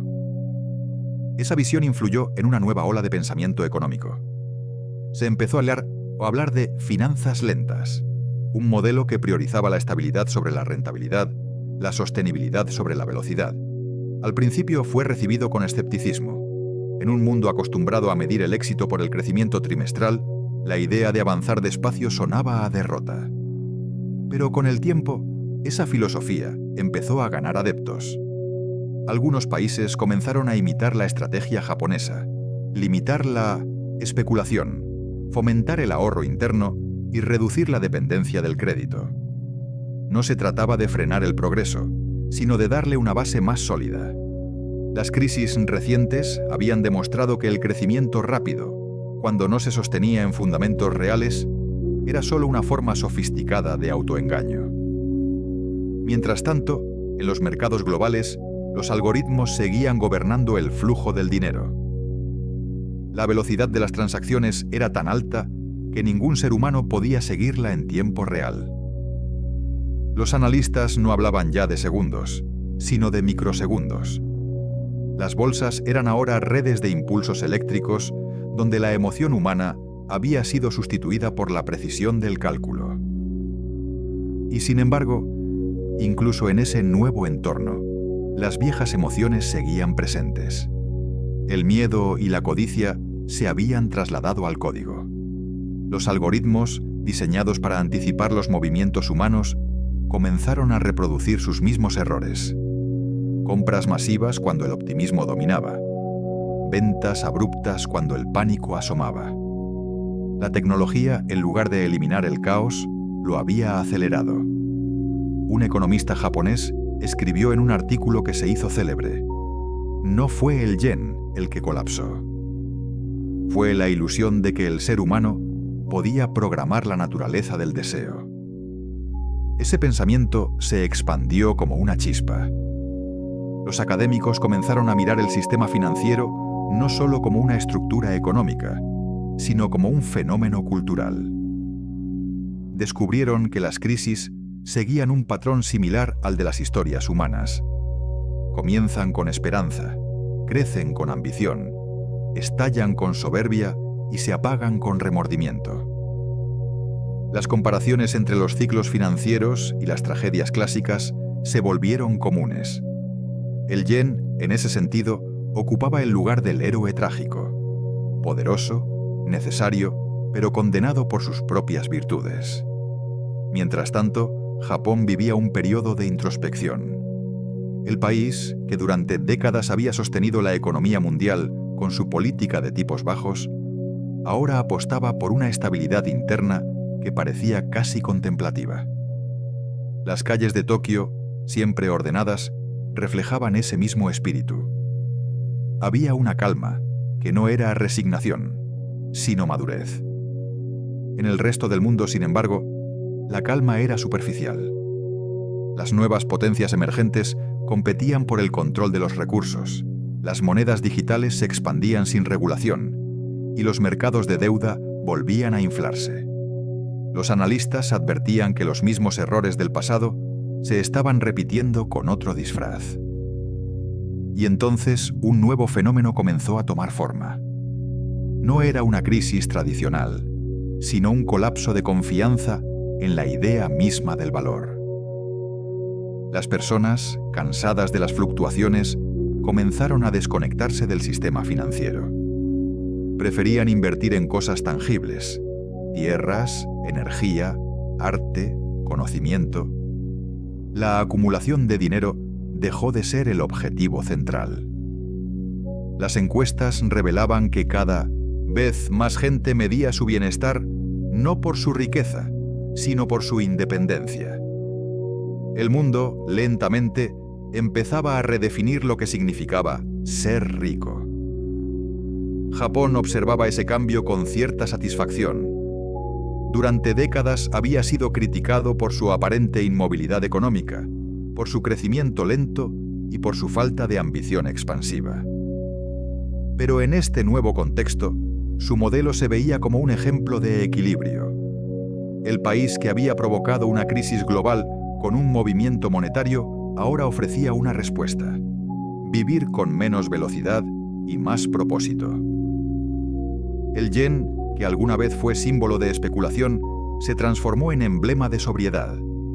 Los japoneses lo adoptaron como un recordatorio de su capacidad para resistir, para adaptarse y para renacer sin necesidad de conquistar. En un documental emitido en todo el mundo, un periodista resumía aquella transformación con una frase sencilla: el yen no derrumbó al mundo, le enseñó a mirar su reflejo. Años después, los economistas seguirían estudiando los efectos del colapso, buscando causas exactas, ecuaciones perfectas, teorías universales. Pero el tiempo había demostrado que la economía no era una ciencia de certezas, sino un relato de comportamientos humanos. Y quizá, en esa comprensión, se encontraba la verdadera lección del yen. No se trataba de entender por qué había subido o caído, sino de aceptar que el dinero, en su esencia, es un reflejo del alma colectiva. Cuando el miedo domina, todo se congela. Cuando la codicia se impone, todo se infla. Y cuando ambas se encuentran, nace la tormenta. El yen había sido testigo de todas ellas. Años más tarde, los economistas volverían a revisar los datos, los gráficos y las fechas de aquel colapso. Encontraría patrones, teorías, posibles explicaciones, pero ninguno de esos estudios podría capturar del todo lo que significó ese momento. Porque lo que realmente había colapsado no fue una moneda ni un mercado. Fue la fe ciega en que el dinero podía controlarlo todo. Y quizá, al perder esa fe, el mundo se acercó un poco más a entender su verdadera naturaleza. Con el paso de los años, lo que alguna vez fue una crisis de divisas terminó convertida en una huella indeleble en la memoria colectiva. Las generaciones que habían vivido aquellos días recordaban el sonido de la incertidumbre, el temblor silencioso de los mercados y el rumor de que algo inasible y gigantesco estaba cambiando. Y aunque la superficie de la economía mundial volvió a mostrarse estable, bajo ella persistía una desconfianza profunda, como una corriente subterránea imposible de detener. El yen, símbolo de aquel episodio, sobrevivía como una sombra silenciosa. Su valor fluctuaba, su influencia disminuía, pero su historia seguía siendo citada como advertencia. En los foros internacionales, los expertos se referían a el verano del yen como el instante en que el mundo entendió que ninguna economía era una isla y que el dinero, ese tejido invisible que une naciones, podía romperse sin previo aviso. Sin embargo, el aprendizaje fue incompleto. El ser humano, fiel a su naturaleza, tendía a olvidar. Las nuevas generaciones crecían con la convicción de que los algoritmos evitarían futuros colapsos, de que la tecnología haría imposible un error tan masivo. Se hablaba de inteligencia financiera, de automatización perfecta y de una economía sin sobresaltos. Pero la historia, paciente y cíclica, esperaba su oportunidad para recordar lo contrario. En Tokio, un nuevo gobernador del Banco de Japón asumió el cargo con una mezcla de prudencia y ambición. Era parte de una generación diferente. Había vivido el colapso del yen siendo joven. Lo recordaba no como una tragedia, sino como una advertencia. Su meta no era repetir los excesos del pasado, sino construir un modelo económico más estable, aunque eso implicara renunciar al crecimiento rápido. Sus discursos eran sobrios, casi filosóficos. Repetía una idea que resonó con fuerza dentro y fuera de Japón. El dinero es como el agua. Si lo detienes, se estanca. Si lo dejas fluir sin cauce, destruye todo a su paso. Nuestro deber no es controlarlo, sino guiarlo. Esa visión influyó en una nueva ola de pensamiento económico.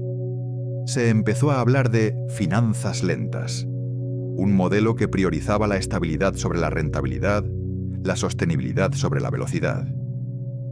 Al principio fue recibido con escepticismo.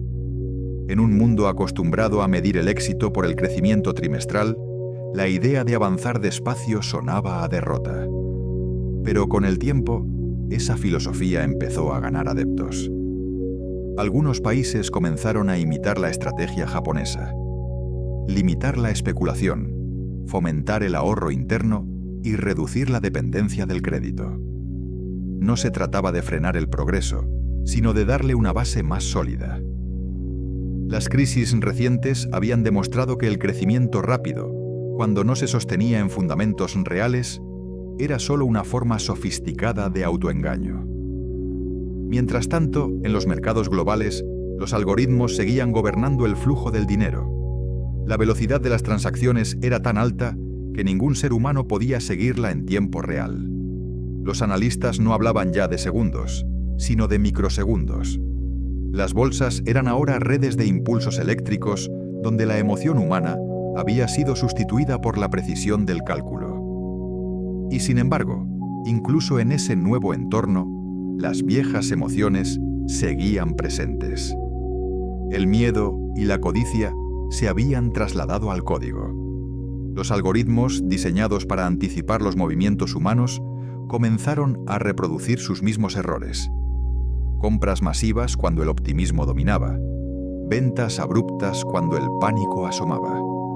La tecnología, en lugar de eliminar el caos, lo había acelerado. Un economista japonés escribió en un artículo que se hizo célebre: no fue el yen el que colapsó.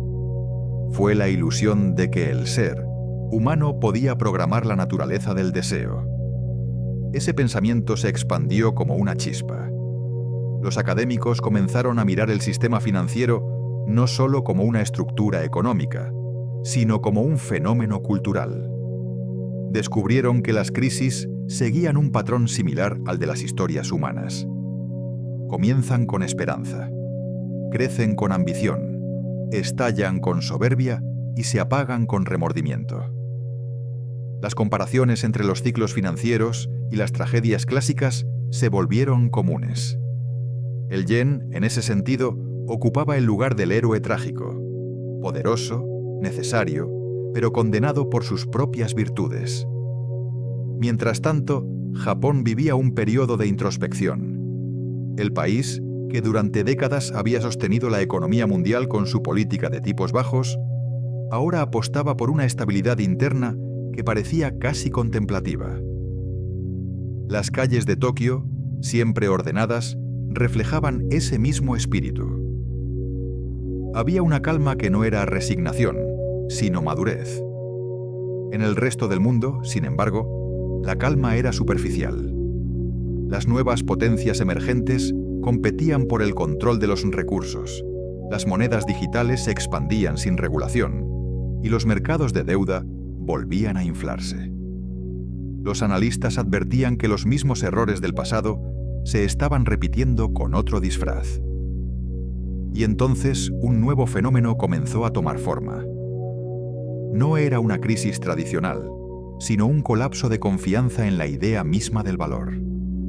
Las personas, cansadas de las fluctuaciones, comenzaron a desconectarse del sistema financiero. Preferían invertir en cosas tangibles: tierras, energía, arte, conocimiento.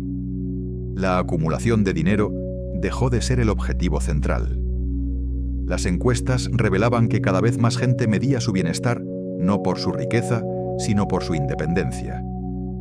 El mundo, lentamente, empezaba a redefinir lo que significaba ser rico. Japón observaba ese cambio con cierta satisfacción. Durante décadas había sido criticado por su aparente inmovilidad económica, por su crecimiento lento y por su falta de ambición expansiva. Pero en este nuevo contexto, su modelo se veía como un ejemplo de equilibrio. El país que había provocado una crisis global con un movimiento monetario ahora ofrecía una respuesta. vivir con menos velocidad y más propósito. El yen, que alguna vez fue símbolo de especulación, se transformó en emblema de sobriedad. Los japoneses lo adoptaron como un recordatorio de su capacidad para resistir, para adaptarse y para renacer sin necesidad de conquistar. En un documental emitido en todo el mundo, un periodista resumía aquella transformación con una frase sencilla: el yen no derrumbó al mundo, le enseñó a mirar su reflejo. Años después, los economistas seguirían estudiando los efectos del colapso, buscando causas exactas, ecuaciones perfectas, teorías universales. Pero el tiempo había demostrado que la economía no era una ciencia de certezas, sino un relato de comportamientos humanos. Y quizá en esa comprensión se encontraba la verdadera lección del yen. No se trataba de entender por qué había subido o caído, sino de aceptar que el dinero, en su esencia, es un reflejo del alma colectiva. Cuando el miedo domina, todo se congela. Cuando la codicia se impone, todo se infla. Y cuando ambas se encuentran, nace la tormenta. El yen había sido testigo de todas ellas. Años más tarde, los economistas volverían a revisar los datos, los gráficos y las fechas de aquel colapso. Encontraría patrones, teorías, posibles explicaciones, pero ninguno de esos estudios podría capturar del todo lo que significó ese momento, porque lo que realmente había colapsado no fue una moneda ni un mercado. Fue la fe ciega en que el dinero podía controlarlo todo. Y quizá, al perder esa fe, el mundo se acercó un poco más a entender su verdadera naturaleza. Con el paso de los años, lo que alguna vez fue una crisis de divisas terminó convertida en una huella indeleble en la memoria colectiva. Las generaciones que habían vivido aquellos días recordaban el sonido de la incertidumbre, el temblor silencioso de los mercados y el rumor de que algo inasible y gigantesco estaba cambiando. Y aunque la superficie de la economía mundial volvió a mostrarse estable, bajo ella persistía una desconfianza profunda, como una corriente subterránea imposible de detener. El yen, símbolo de aquel episodio, sobrevivía como una sombra silenciosa. Su valor fluctuaba, su influencia disminuía, pero su historia seguía siendo citada como advertencia. En los foros internacionales, los expertos se referían a el verano del yen como el instante en que el mundo entendió que ninguna economía era una isla, y que el dinero, ese tejido invisible que une naciones, podía romperse sin previo aviso. Sin embargo, el aprendizaje fue incompleto. El ser humano, fiel a su naturaleza, tendía a olvidar. Las nuevas generaciones crecían con la convicción de que los algoritmos evitarían futuros colapsos, de que la tecnología haría imposible un error tan masivo. Se hablaba de inteligencia financiera, de automatización perfecta y de una economía sin sobresaltos. Pero la historia, paciente y cíclica, esperaba su oportunidad para recordar lo contrario. En Tokio, un nuevo gobernador del Banco de Japón asumió el cargo con una mezcla de prudencia y ambición. Era parte de una generación diferente. Había vivido el colapso del yen siendo joven. Lo recordaba no como una tragedia, sino como una advertencia. Su meta no era repetir los excesos del pasado, sino construir un modelo económico más estable, aunque eso implicara renunciar al crecimiento rápido. Sus discursos eran sobrios, casi filosóficos. Repetía una idea que resonó con fuerza dentro y fuera de Japón. El dinero es como el agua. Si lo detienes, se estanca. Si lo dejas fluir sin cauce, destruye todo a su paso. Nuestro deber no es controlarlo, sino guiarlo. Esa visión influyó en una nueva ola de pensamiento económico. Se empezó a hablar de finanzas lentas, un modelo que priorizaba la estabilidad sobre la rentabilidad, la sostenibilidad sobre la velocidad. Al principio fue recibido con escepticismo. En un mundo acostumbrado a medir el éxito por el crecimiento trimestral, la idea de avanzar despacio sonaba a derrota. Pero con el tiempo, esa filosofía empezó a ganar adeptos. Algunos países comenzaron a imitar la estrategia japonesa, limitar la especulación, fomentar el ahorro interno y reducir la dependencia del crédito. No se trataba de frenar el progreso, sino de darle una base más sólida. Las crisis recientes habían demostrado que el crecimiento rápido, cuando no se sostenía en fundamentos reales, era solo una forma sofisticada de autoengaño. Mientras tanto, en los mercados globales, los algoritmos seguían gobernando el flujo del dinero. La velocidad de las transacciones era tan alta que ningún ser humano podía seguirla en tiempo real. Los analistas no hablaban ya de segundos, sino de microsegundos. Las bolsas eran ahora redes de impulsos eléctricos donde la emoción humana había sido sustituida por la precisión del cálculo. Y sin embargo, incluso en ese nuevo entorno, las viejas emociones seguían presentes. El miedo y la codicia se habían trasladado al código. Los algoritmos, diseñados para anticipar los movimientos humanos, comenzaron a reproducir sus mismos errores. Compras masivas cuando el optimismo dominaba, ventas abruptas cuando el pánico asomaba. La tecnología, en lugar de eliminar el caos, lo había acelerado. Un economista japonés escribió en un artículo que se hizo célebre: no fue el yen el que colapsó. Fue la ilusión de que el ser humano podía programar la naturaleza del deseo. Ese pensamiento se expandió como una chispa. Los académicos comenzaron a mirar el sistema financiero no solo como una estructura económica, sino como un fenómeno cultural. Descubrieron que las crisis seguían un patrón similar al de las historias humanas. Comienzan con esperanza, crecen con ambición, estallan con soberbia y se apagan con remordimiento. Las comparaciones entre los ciclos financieros y las tragedias clásicas se volvieron comunes. El yen, en ese sentido, ocupaba el lugar del héroe trágico. Poderoso, necesario, pero condenado por sus propias virtudes. Mientras tanto, Japón vivía un periodo de introspección. El país, que durante décadas había sostenido la economía mundial con su política de tipos bajos, ahora apostaba por una estabilidad interna que parecía casi contemplativa. Las calles de Tokio, siempre ordenadas, reflejaban ese mismo espíritu. Había una calma que no era resignación, sino madurez. En el resto del mundo, sin embargo, la calma era superficial. Las nuevas potencias emergentes competían por el control de los recursos. Las monedas digitales se expandían sin regulación y los mercados de deuda volvían a inflarse. Los analistas advertían que los mismos errores del pasado se estaban repitiendo con otro disfraz. Y entonces, un nuevo fenómeno comenzó a tomar forma. No era una crisis tradicional, sino un colapso de confianza en la idea misma del valor. Las personas, cansadas de las fluctuaciones, comenzaron a desconectarse del sistema financiero. Preferían invertir en cosas tangibles: tierras, energía, arte, conocimiento.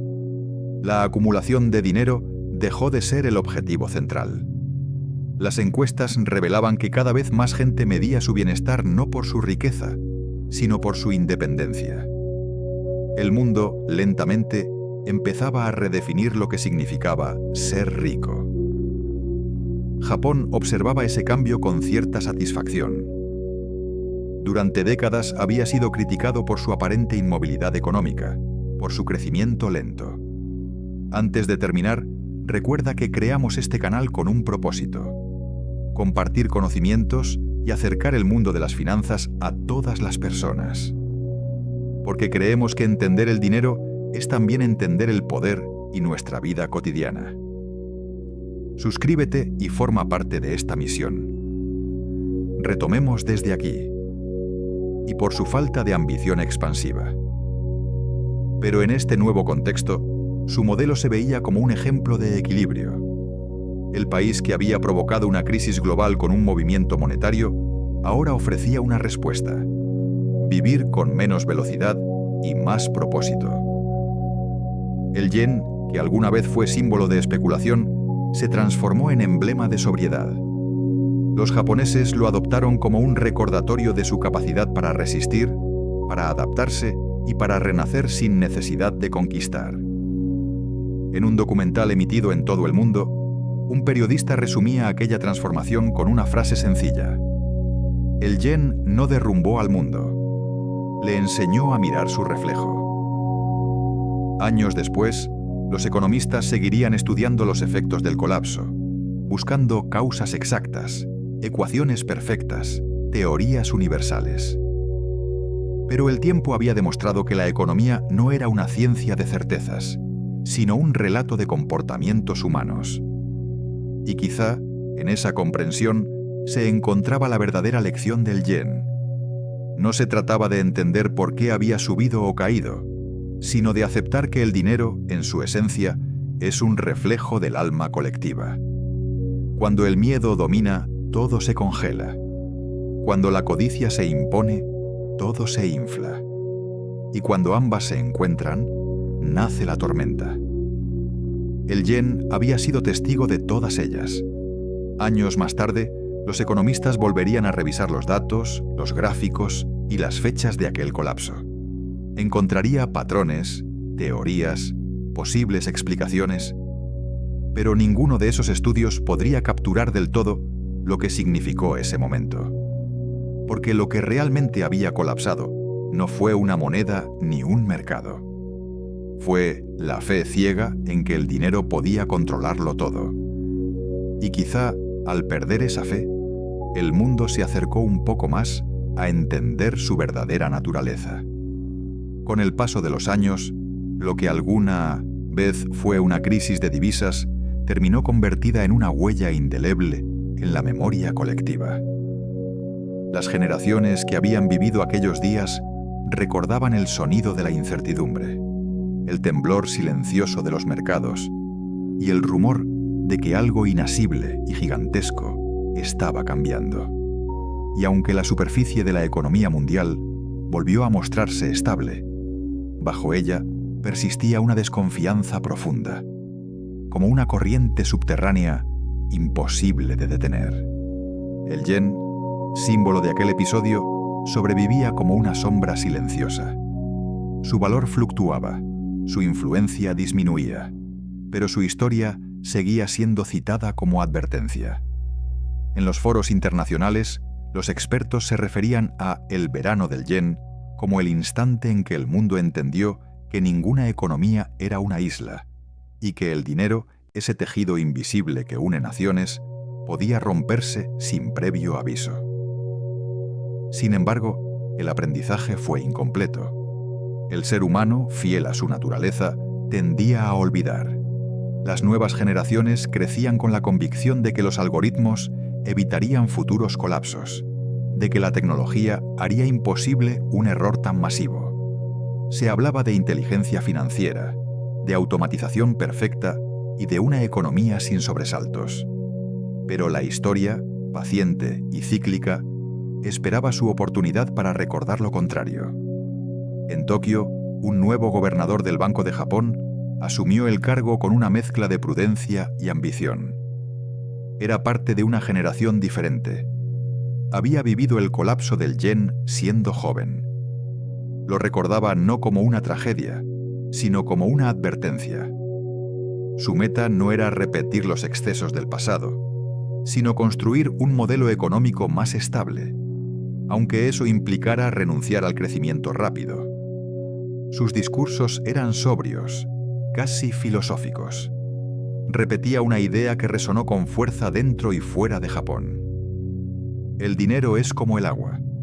Si lo detienes, se estanca. Si lo dejas fluir sin cauce, destruye todo a su paso. Nuestro deber no es controlarlo, sino guiarlo. Esa visión influyó en una nueva ola de pensamiento económico. Se empezó a hablar de finanzas lentas, un modelo que priorizaba la estabilidad sobre la rentabilidad, la sostenibilidad sobre la velocidad. Al principio fue recibido con escepticismo. En un mundo acostumbrado a medir el éxito por el crecimiento trimestral, la idea de avanzar despacio sonaba a derrota. Pero con el tiempo, esa filosofía empezó a ganar adeptos.